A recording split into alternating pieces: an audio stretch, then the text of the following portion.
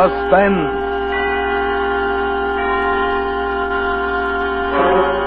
Autolite and its 96,000 dealers present Miss Lucille Ball and Mr. Desi Arnaz in The Red-Headed Woman, a suspense play produced and edited by William Spears.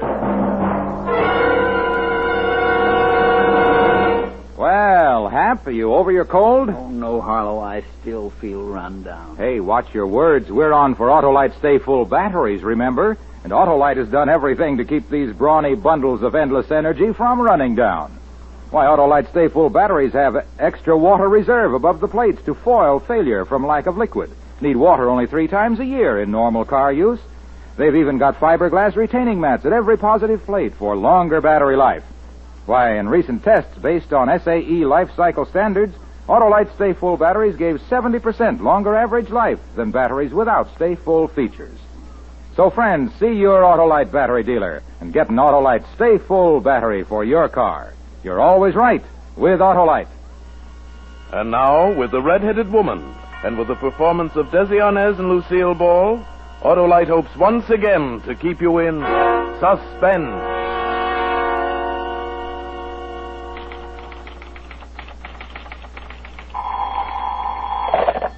Jensen Corporation. Hello? Hello, Linda? Yes. Oh, hello, Frank. Oh, look, darling, I thought I told you not to call I know. me. I shouldn't call you at the office. I'm sorry, Redhead, but I had to talk to you. You see, Well, darling, you sound so grim. Is there anything wrong? Oh, this is going to be tough, Linda, but you see, it's kind of hard to explain, but... Well, go on, dear. You can tell me anything. You know that. Oh, you're sure swell, Linda. That's why it's so hard to tell you. Frank, you haven't committed a murder or anything, have you? Oh, no, of course not. Well, what is it then? Linda, please, I tried to tell you last night. I know it's hard to justify, but... But what? Frank, you've met someone else, is that it? Yes, Linda. I'm sorry. Oh, it's quite all right. Is she blonde or brunette? Oh, honestly, honey, Linda, I couldn't help it. It was one of these things. It just happens. Sometimes things do. Well, you don't have to explain, Frank. I'll send your ring back this afternoon. I hope it fits her. Good luck.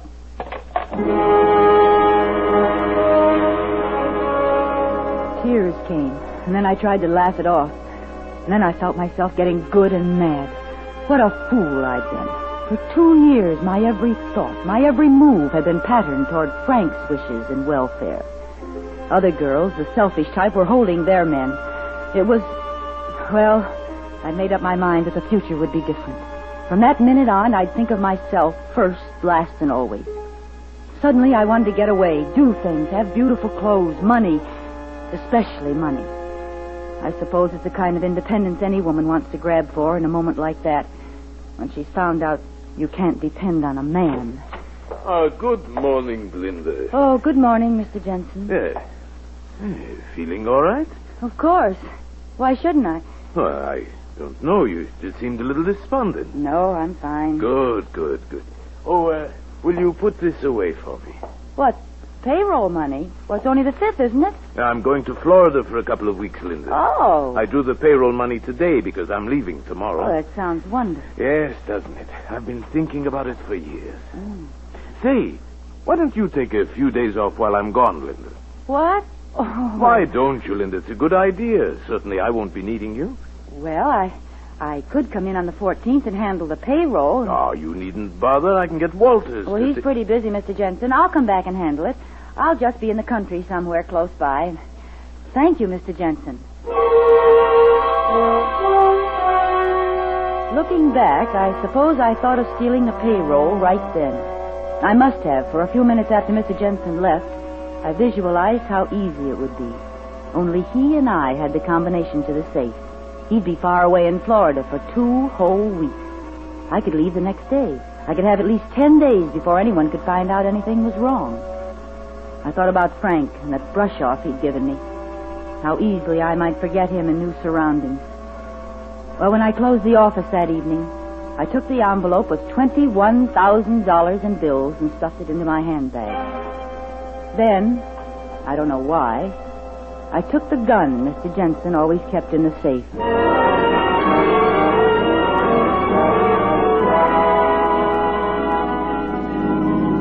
Next morning, I left Kansas City and began driving west. By the next afternoon, I was well into Texas on the inland route.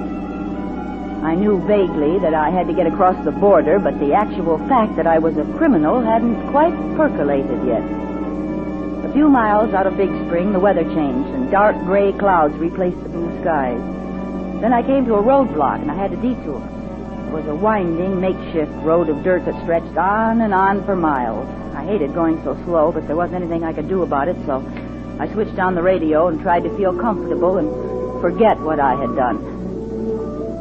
Then a few drops of rain splashed against the windshield, and I hoped that I'd make the main highway before it really let loose. It was then that I heard the announcement. This afternoon, in one of the most daring daylight holdups in Texas history, the 7th Bank of Abilene was robbed of $40,000. As far as is known, only 2 persons participated. A tall, dark-complexioned young man wearing a light gray suit and hat, and an attractive red-haired woman dressed in a green suit. In effecting their successful getaway, one of them shot and critically wounded an elderly bank guard, a veteran of World War I. The couple left in a green panel truck and are believed headed in the general direction of El Paso. More news after our next music. Well, these were worse criminals than I was by far, and they'd made a getaway. I shut off the radio. To my right, black letters loomed suddenly against the yellow background of a sign. Midland, Odessa, Pecos. I slowed down to 30, rounding a series of blind curves. Coming around the last one, I saw a man standing in the middle of the road. I jammed on my brakes to keep from hitting him. He started walking toward me. I'm very sorry to bother you this way, but my car is out of gas, and I was wondering, could you perhaps let me siphon a little from your tank? Well, sorry, but I'm low myself. Oh, please, don't be like that. I've been waiting here for hours. You're the first car I've seen. I would just take a little. Well, I can't. Honestly, All right. Then perhaps you would be so kind as to give me a little lift to the next gas station? Well, oh, come on now. Don't you believe in the good neighbor policy? Well, all right. Get in. Thanks a lot. We'll find a gas station right on here someplace. I won't even take you out of your way. Well, that's all right. I'm going in the general direction of El Paso? El Paso. It all came together suddenly. The radio announcement and this man who was just sitting down beside me. He fitted perfectly. Dark complexion, light gray suit. I glanced at the car parked by the side of the road. Yes, it was a green panel truck.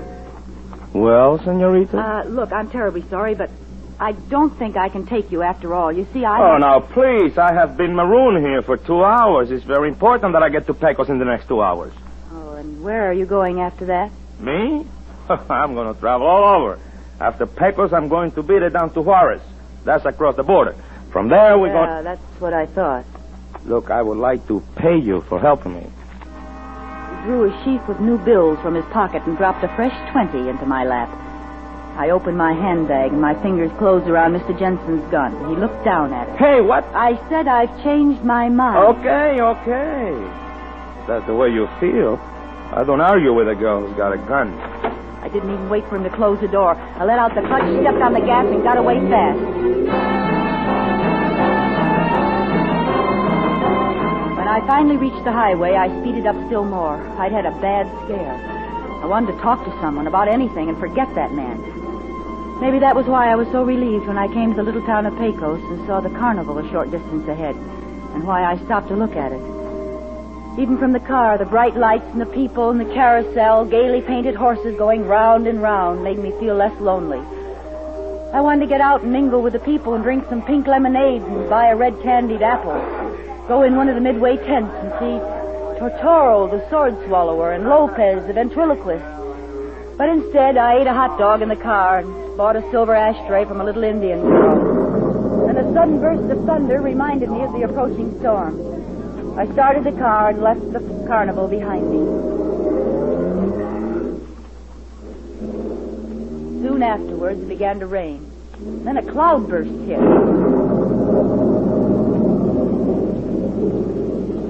15 minutes later, I spotted an auto court. As I came to a stop, a gray, mustached man in a rubber hat and raincoat came out to meet me. Oh, there, Hello, how far to El Paso, please? Not planning to go there tonight, are you? Well, You never make it. A lot of bad spots in the road. I know because in rainy nights I always pick up a lot of money pulling stalled cars out of the mud. Well, maybe I'd better spend the night here then, if you have a vacancy. I got more vacancies than anything else. I'll fix you up with the best cabin on the place. Used to live in it myself. Come on, I'll show you. It's number 3. It sounds fine. Do you mind if I use your phone No, first? go ahead. Go ahead. There's a booth over there right next to the office. Thank you. I'll open the cabin door and leave the key on the dresser. You can put your car in the shed there. I was going to phone the El Paso police and tell them where I'd last seen the man answering the description of the Abilene bank robber. I dialed and waited for her to answer.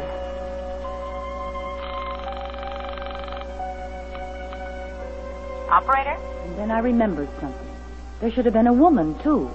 A woman with red hair, but the man had been alone. Operator? After all, there was more than one green truck in the world. More than one dark young man. Operator? And besides, I thought with a shock, I'm in no position to risk their maybe tracing the call and finding out my name and investigating me. I hung up the receiver.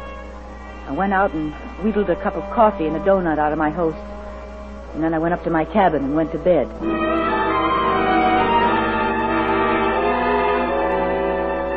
I woke up about 10 o'clock. A car had driven up and stopped right outside my window. The headlights were shining in. When I got up to pull down the shade, I saw the car. It was the green panel truck I'd seen on the road, and this time a woman was in the front seat. Then the proprietor and the other man came out of the cabin next to mine. All right. I lowered my shade and then listened to I'll wait till the storm is over, and then I'll go on to El Paso. Is it all right if I leave my truck out here? Sure. There's a garage in back if you want to use it. No, thanks. I'll just park it here near to the door. I heard him enter his cabin. I locked my door and sat down on the bed. It was very quiet next door. Finally, I guess I must have dozed off. But then, all of a sudden, I was awake again. Voices, a man's and a woman's, were coming from the cabin next door. I got up, opened my window very quietly, and listened. Saturday morning, it's mine, Jose. I don't think you had better forget that. If you do, you will be sorry. Very sorry. You are wrong, Carmencita. It will not be me who is sorry. What do you mean? It shouldn't be difficult for you to figure that out. You mean? Oh, but that is so funny. You couldn't get along without me. No. Not even for 1 week. Not 1 week. I would not laugh if I were you, Carmen. Wait, Jose. Don't do it. You're just trying to be funny. No. You don't do it. Jose, no. Please don't. After that, everything was quiet. I was stunned, frozen. Then I heard his door open. I hurried to my window and carefully raised the shade a few inches. It was quite dark, and at first I could only hear his footsteps. And then I saw him. He snapped on a flashlight, looked around with it. He was carrying a roll of blankets, and he put it down carefully in the wet grass. Then he opened the rear door of the green panel truck. There was a long, oblong box on the floor. He stooped over and lifted what I thought was the roll of blankets. But I was wrong. From one end, a head was visible. A woman's head, with red hair. I must have thrown up my hands and hit the window shade. It clattered to the top. In the tense silence of the night, it sounded like a machine gun. The man outside spun around. He trained his flashlight on me. He took a long look. Then he turned around and dropped his gruesome bundle into the long box. I turned away. I couldn't look anymore. Finally, I heard him walk toward his cabin, go inside, and shut the door. Then I took a chance. I threw on my raincoat and shoes and hurried to the proprietor's office. I knocked on his door and called to him. There was no answer. So I wrote a quick note and slipped it under his door and hurried back to my cabin. I closed my door and was just fumbling with the key when the lights went on. No use to lock it now, senorita, and don't make a noise. He was sitting in a chair, smiling, casually pointing a gun at me. My gun that I'd foolishly left on the dresser. You were not so very smart, were you, sweetheart? This gun, it looks nice. I think you handle it good, too. I almost found out this afternoon on the road, didn't I? Now, look, I wasn't going to use it, honestly, but, well, you know, you read a lot in the papers about the trouble people get into picking up strangers, and Yes, sure. You're always careful. Stay out of trouble. Mind your own business.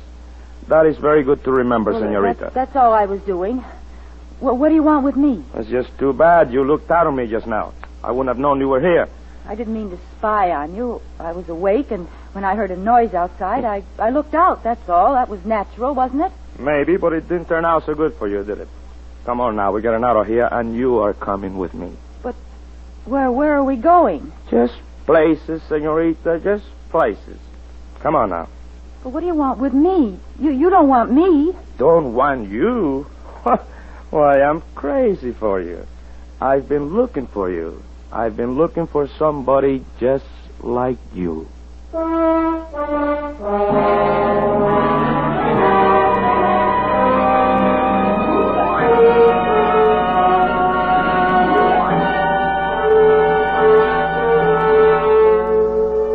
Autolite is bringing you Miss Lucille Ball and Mr. Desi Arnaz in The Red-Headed Woman, tonight's production in radio's outstanding theater of thrills, Suspense.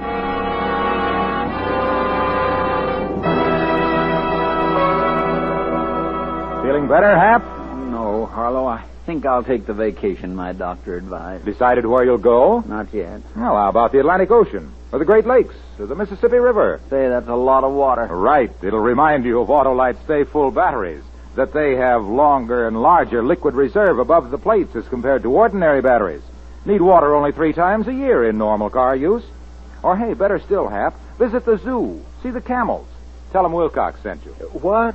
And get tossed out on my ear for suggesting that Autolite Stay Full batteries can go without water longer than camels can? Well, tell them about those fiberglass retaining mats protecting every positive plate for longer battery life.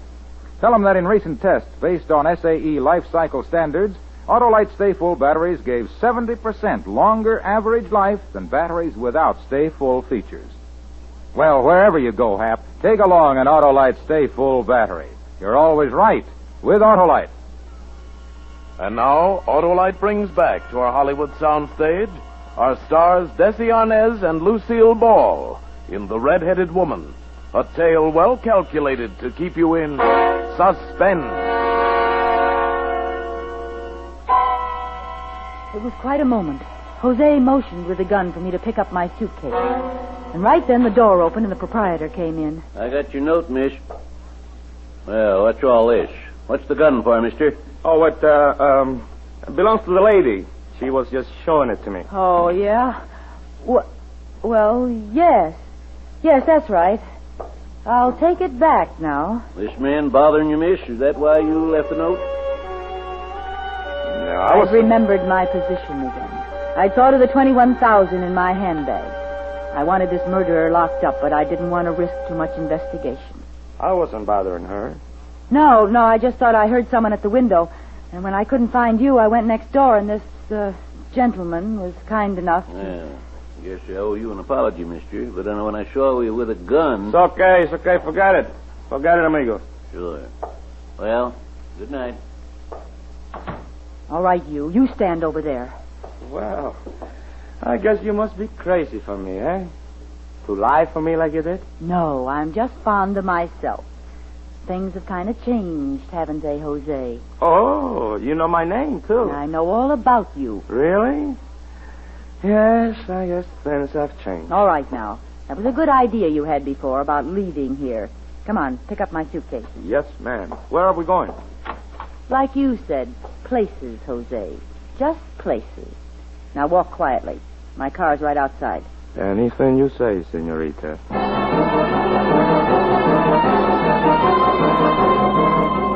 He drove while I held the gun. After we'd gone about 5 miles, we came to a side road. I told him to turn. It's a pretty deserted neighborhood, no? Yes. Please tell me, where are we going? Oh, you're not going very far. You know, I wish you didn't make me leave my truck back there. Oh, you're worried about what's in that pile of blankets, huh? Yes, that's right. Somebody might find her. Senorita, please. Not a chance. Oh, look, now, why don't we talk this thing over? I think maybe we could. I'm not buying a thing. Well, I certainly hope you know what you're doing.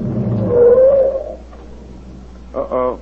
I'm sorry, but we're stuck in the mud. Oh, well, that's a very fancy trick, but it won't work. You don't believe me? No. Well, then get out and see for yourself.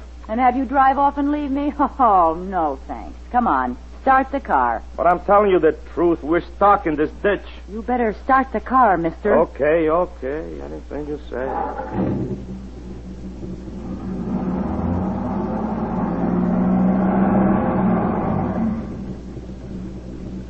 You see? Try it again. All right, but it'll only get us in deeper.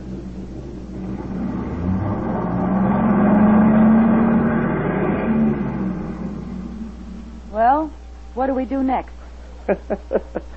You're running the show. You tell me. Okay, I'll tell you. Get out of the car. What do I do now? Pick up some broken branches and put them under the wheels. Like I said, you are running the show. No, never mind. It's too dark. I can't see you. Get back in the car here. But you give up too easy. Why don't you think of using a flashlight? I don't have one. Well, maybe if you ask me real nice, I will let you use mine. Where is it? It's here, in my coat pocket. All right, senorita, drop the gun.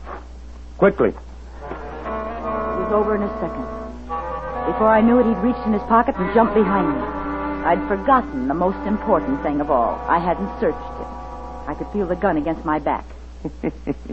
Now you're going to get into the car. Hurry. Yes, sir. Now you will drive for a while, no? But I thought we were stuck. That is exactly what I wanted you to think. Good, eh? Start the car.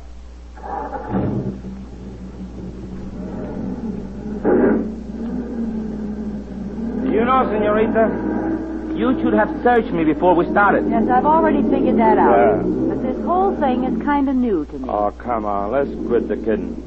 You know, I think you would have been very surprised if you would have searched me. You know why? Nothing would surprise me. Oh, I think so. Because you wouldn't have found any gun. Only this. A flashlight. It feels very much like a gun against your back, doesn't it? Especially when you're very frightened. Look, let me go. I swear I'll never bother you again. You won't bother me. Not where you're going. You won't bother anyone. Drive a little faster, please. I drove for several miles without saying a word. Then I took a chance. I speeded up to 60, then jammed the brake to the floor. Oh! Jose's head banged against the windshield. He dropped the gun. I grabbed it almost before it hit the floorboard. Now, out again, Mr. Finnegan. We're going to change seats. Oh, my head. That was very smart, baby. Very smart. Almost as good as your flashlight gun trick, hmm? It's better. Your trick wins. Oh, well. What cooks now? We're heading straight into El Paso Police Department. But, baby, you can't do that. Why can't I? Because it's too foolish. And the senorita is not a fool. No, the senorita isn't. That's why you're driving straight to El Paso and the police. Yes, ma'am. Whatever you say. I certainly hope you know what you're doing.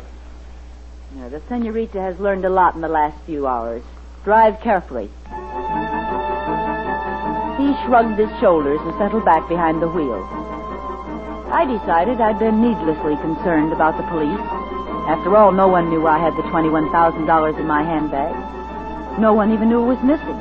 When I handed the police the man they were looking for, they wouldn't bother about me.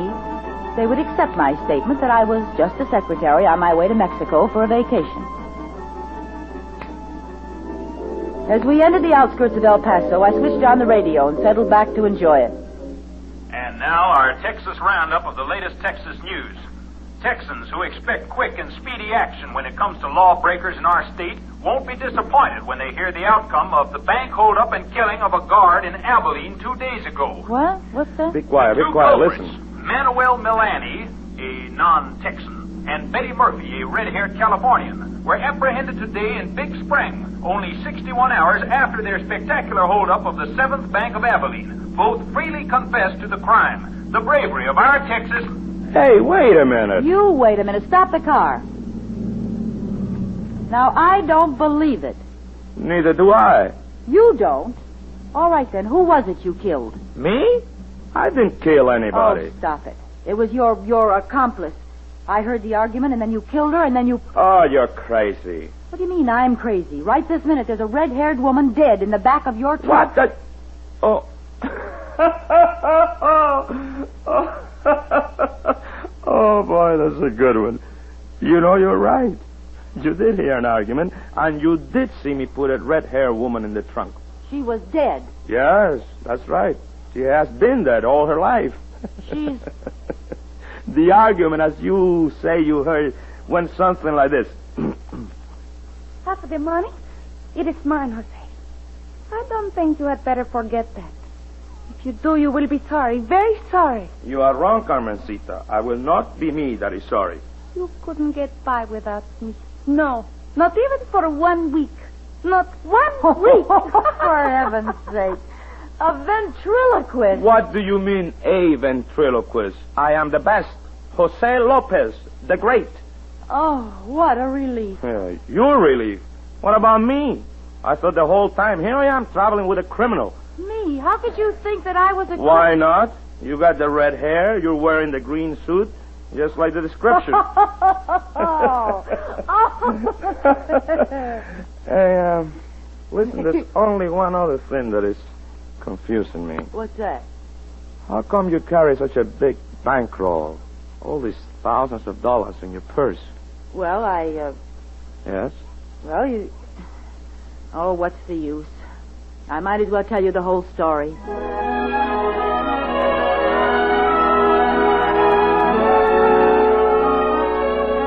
And you know, I found myself doing it.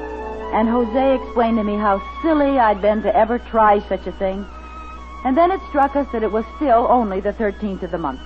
So we drove back to Kansas City together. I put the money back and the payroll went off just like it always does. And oh, that Jose. He's so cute and so wonderful. Hey, baby, come on. Hurry up with that dinner, will Yes, you? Jose, dear. Hey, what are we going to eat tonight, baby? And it better be something good, you know. A husband can testify against his wife. Same as usual, amigo, baby. Enchiladas with tacos and hot sauce. Yum, yum, chili yum. with tamales.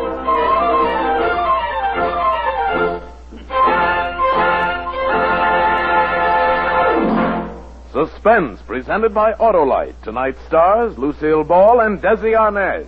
Lucille, I heard your radio show last Friday night.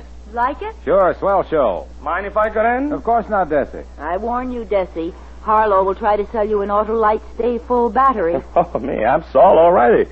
That's just what I was going to tell Harlow. His product is terrific. Why, thanks, Desi and Lucille. Autolite Stay Full batteries are, as Desi says, terrific.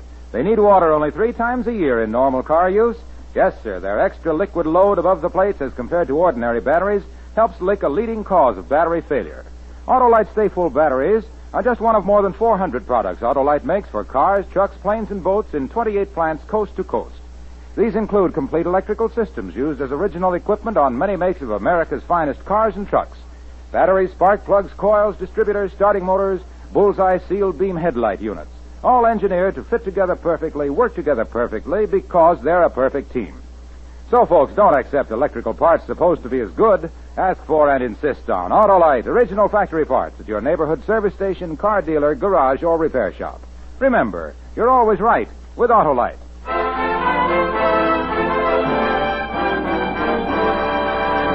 Next Thursday for Suspense, Burt Lancaster will be our star. The play is called The Long Wait, and it is, as we say, A tale well calculated to keep you in suspense. Tonight's Suspense play was produced and edited by William Spear and directed by Norman MacDonald. Music for Suspense is composed by Lucien Morawek and conducted by Lud Gluskin. The Red-Headed Woman is an original play by Nancy J. Cleveland. Lucille Ball will soon be seen co-starred with Bob Hope in the Paramount picture Fancy Pants, and may be heard in her own Jell-O show, My Favorite Husband, every Friday night over most of these same CBS stations. In the coming weeks, you will hear such stars as Burt Lancaster, Mickey Rooney, and Lana Turner. And don't forget, next Thursday, same time, Autolite will present Suspense, starring Burt Lancaster. You can buy Autolite Stay Full batteries, Autolite resistor spark plugs, Autolite electrical parts at your neighborhood Autolite dealers. Switch to Autolite. Good night.